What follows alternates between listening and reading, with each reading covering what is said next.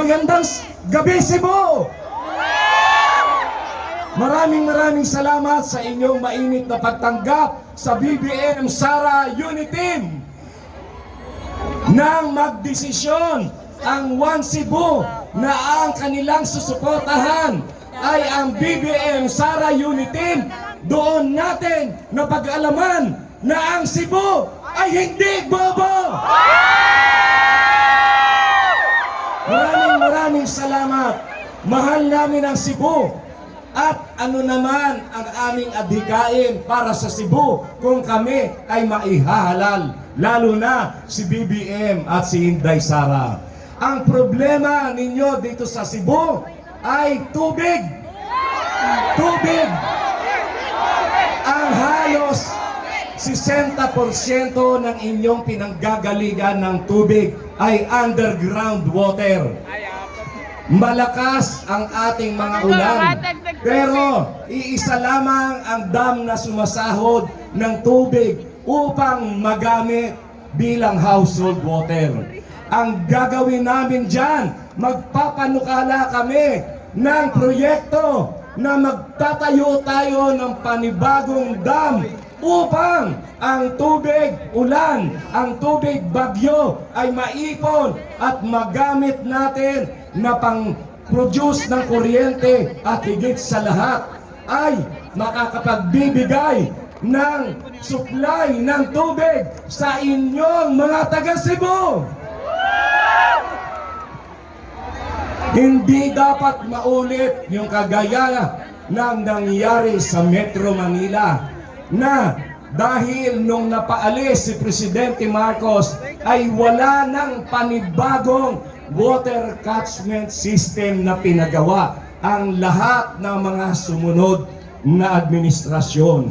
Kaya ang patubig sa Metro Manila ay sigon lamang noong 1986 kung kailan ang residente sa Metro Manila ay 6 na milyon lamang.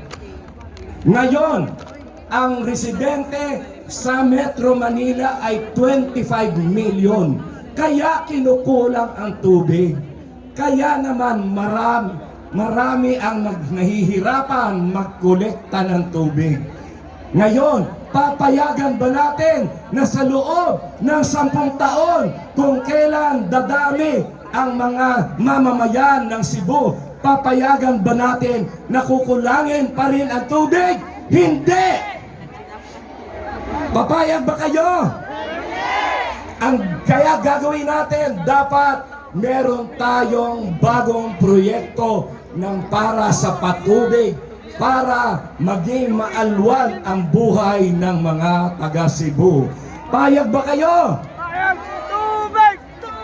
At alam nyo ba, nung before mag-pandemic, nagbiyahe ako ng Hong Kong at saka ng Taiwan.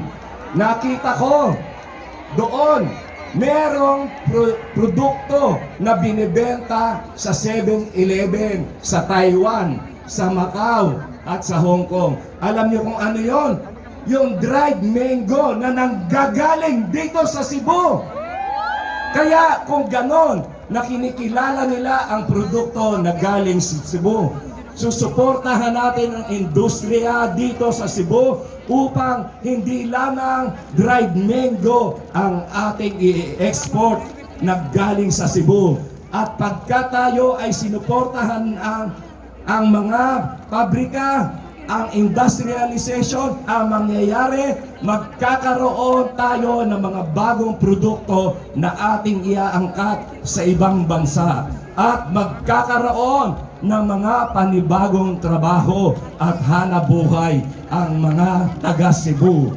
Kaya yan ang adhikain ng BBM Sara Unity Team, ang matulungan ang mga mamamayan ng Cebu bilang pagtanaw ng inyong pagmamahal sa BBM Sara Unity Team. Alam ko na ang mga taga-Cebu ay marurunong. Alam ko na kayo ay mahusay ng kumilatis ng inyong mga kandidato. At alam ko na iboboto ninyo, susuportahan ninyo si Bongbong Marcos, Inday Sara at lahat ng aking mga kasamang mga senador at lahat ng aming mga kakampi na mga local mayors, councilors, governors. Dahil ang mga taga Cebu ay hindi! Isa ba? Ang mga taga Cebu ay hindi! Isa pa, mas malakas, ang mga taga Cebu ay hindi! Maraming salamat. Magandang gabi sa inyo lahat. Maraming salamat. Number 29.